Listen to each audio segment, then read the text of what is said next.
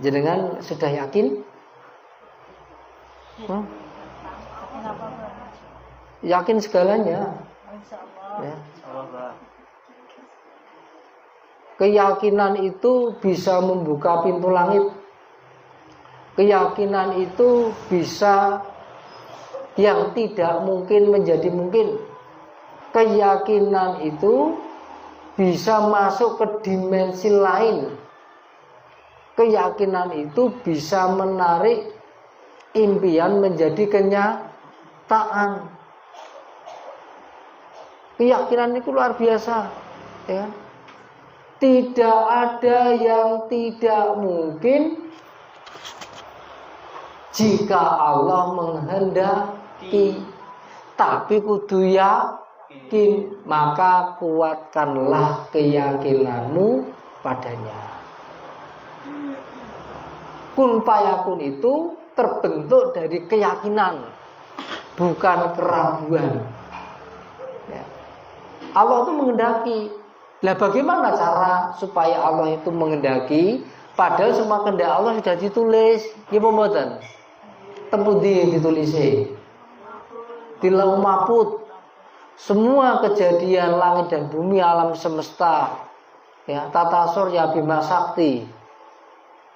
Semuanya sudah ditulis oleh Allah, sudah menjadi kehendak Allah dari A sampai Z, dari 0 sampai tak terbatas, tak terhitung. Semuanya sudah dikehendaki oleh Allah.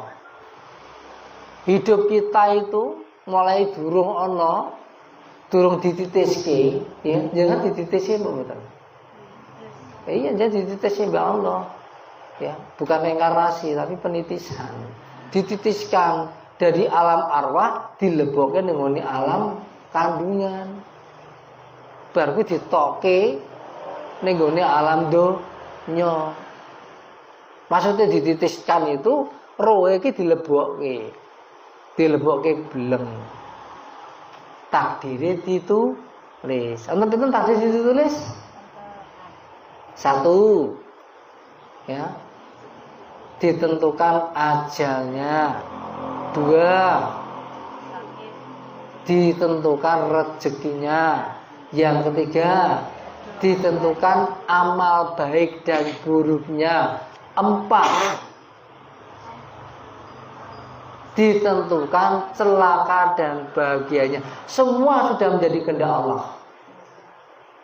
Di dalam kitab Lauh Mahfuz.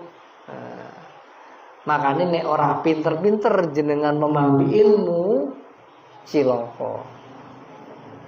Orang bakal bisa berubah nasibnya. Ini pinter-pinter kita. Pandai-pandai apa? Pandai-pandai mengatur rasa. Makanya ilmunya Abah itu kekuatannya bukan mengucap, tapi merasakan. Bukan berbuat, tapi apa? Niat. Kekuatan ilmu saya itu niat dan rasa. Bukan di perbuatan dan ucapan itu nanti. Itu bukan faktor utama Allah mengubah kehendaknya. Faktor utama Allah mengubah kehendak itu niat, doa dan keyakinan. Keyakinan terbentuk di mana? Di ucapan. Otak ilmu tidak. Jangan moco tauhid, you know.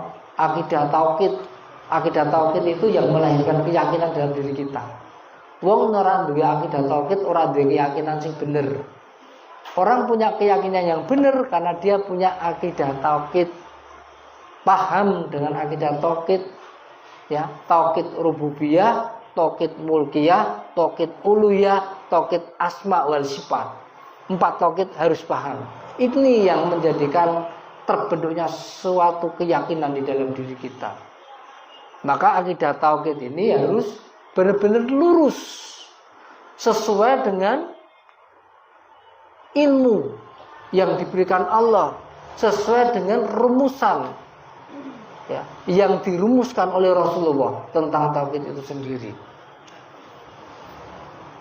Keyakinan yang begitu luar biasa, ya, yang bisa mewujudkan dan mengubah semua kehendak Allah itu harus kita miliki. Dengan cara apa? banyak berzikir, banyak lelaku, banyak prihatin, banyak apa?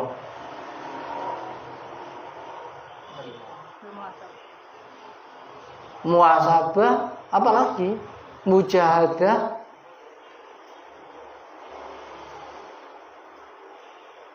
Kita harus selalu berlatih, ya. Karena kehidupan ini penuh dengan ujian. Maka kita latih. Jaga rasa. Ya. Usahakan rasa kita ini selalu nyambung dengan Allah. Kan banyak sekali nih orang membangun pikiran positif, membangun perasaan positif. Oh, bener nggak? Yeah. Jadi kan kepengen nih, kepengen hidup itu sesuai seperti yang diharapkan, ya kan? Tiap hari berdoa, tiap hari berusaha, tetapi tidak semua yang menjadi harapan itu jadi kenyataan, bener?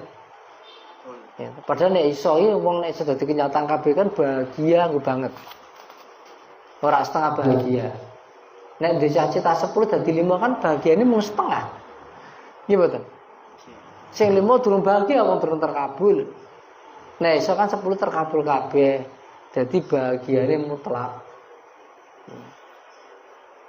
Kepengin jenengan dikabulke kabeh. Temu di rahasiane. Ya.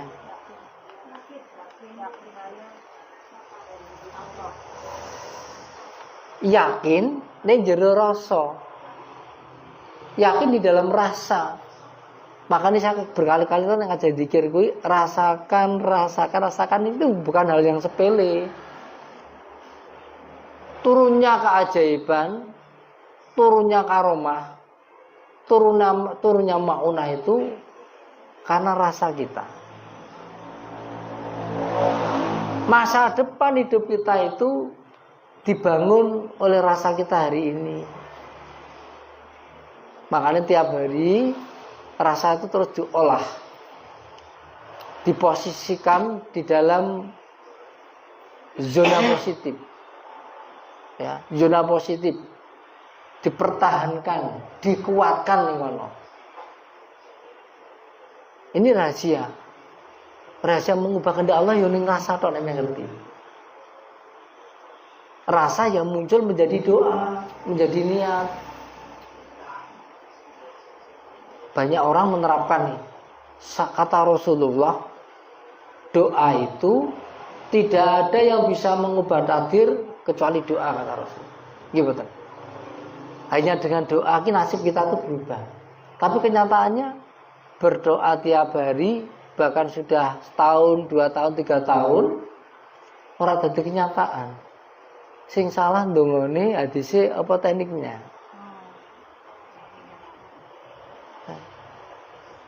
Karena tidak ada kekuatan di dalam doa itu. Maka kita itu kan harus, ketika kita menggunakan kekuatan rasa, kita harus menyambungkan frekuensi, itu sangat penting. Napa sih ndak dikir barang? Kan enak ning omah, itu ndelok TV, guyon mbek koncone ya ora, guyon mbek bojone, guyon mbek anake, ngutek-ngutek HP kan enak. Napa ndak repot-repot zikir barang? Gen apa ya, ngertos jenengan? Jenengan temriki itu dilatih untuk terhubung dengan Allah. Ya. Kan ilmunya dulu belum paham, ya kan? Tekniknya juga belum tahu. Nah, di sini diajarkan tekniknya, diajarkan pemahamannya. Ya. Itu penting. Coba nek wis frekuensine nyambung, datuk. Wong Allah itu punya kehendak, dan kehendak Allah itu lebih kuat. Manusia juga punya kehendak, punya keinginan. Tapi kita ingat, kita itu bukan Tuhan. Kita bukan Tuhan. Kita tidak bisa mengubah segalanya. Apapun yang kita niatkan, kita doakan, kita yakini, kita ikhtiarkan, tidak ada gunanya karena Allah tidak menghendaki itu. Allah tidak ridho, itu percuma. kesel tok jenengan. Makanya enak golek ridho nyawa sih. Gek duwe kendak. Men duwe kendak sing gek entuk ridho apa gek ridho untuk kendak. Banyak orang kuwi mendahulukan kendaknya tanpa memikirkan ridhonya. Kendak pribadinya didahulukan. Kadang dia tidak berpikir apa yang dia lakukan ini, apa yang dia minta ini, Allah ridho apa ora. Akhirnya gagal di tengah jalan. Nah, gagal apa? Mbak, kita kan susah sendiri. Tapi beda ketika kita itu sentuh di dunia Allah. Ngelakoni apa wae berhasil. Apa wae berhasil. Karena ada ridhonya Allah di situ. Kuncinya itu hidup itu kun fayakunnya Allah itu di dalam hidup itu ya ridhonya Allah titik. Lah bagaimana kita bisa menjalin komunikasi dengan Allah sehingga Allah meridhoi? Ya. Nyawiji rasa maring Gusti Kang Maha Kuwasa, menyatukan rasa. Makanya itulah kalau kita zikir asma Allah kita masukkan dalam jantung, ya, dalam pikiran, manfaatnya itu banyak.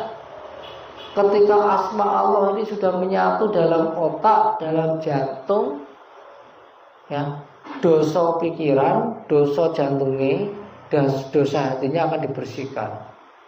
Yang kedua, akan dikuatkan pikiran dan hatinya. Yang ketiga, akan dipositifkan pikiran dan hatinya. Ya. Yang keempat, akan menjadi dekat pikiran dan perasaannya dengan Allah. Ini yang terjadi. Jadi manfaatnya luar biasa. Niki kunci zikir karomah ini ku. Benar-benar asma Allah itu menyatu dengan otak dan jantung kita. Ya. Nanti frekuensinya akan nyambung sendiri. Dan yang sudah frekuensinya nyambung enak. Jangan gara berpikir apa itu yang terjadi, batin apa ku yang terjadi. Urip nek ngono kita enak mboten. Ya. Dan yang lebih penting lagi bahwa dengan berzikir dengan metode memasukkan ismu jad, merasakan hakikat zikir ke dalam hati maupun pikiran kita itu bisa membersihkan kita dari kesirikan. Padahal syirik itu tidak diampuni bahaya. Bisa menghilangkan kecintaan pada dunia. Bisa menundukkan hawa nafsu. Ini manfaatnya zikir ismujan. Makanya kalau saya zikir pas banter itu diusahakan masuk. Nek perlu dodone ngantek nyeri. Ngantek loro nek perlu dodone. Gen setane mati njero dodo. Gen iblisnya mati njero dodo. Semare menungso iki berbuat jahat, berbuat elek, ya, berbuat tidak baik itu karena ono setan yang jero jantung, yang jero pikiran. Nggih. Nah, selain itu berzikir itu akan menguatkan keyakinan, ini penting banget. Wandel. Keyakinan itu kan dulu utuh. Tapi ketika kita lahir, karena berbagai informasi yang kita terima yang membuat kita ini ragu, akhirnya jadi tipis keyakinan ini. Setiap hari ada kalanya tidak semakin kandel, tapi semakin tipis. Maka kita perlu memulihkan keyakinan itu dengan banyak mengingat Allah. Ben kandel meneh. Nah, itu orang yang istimewa.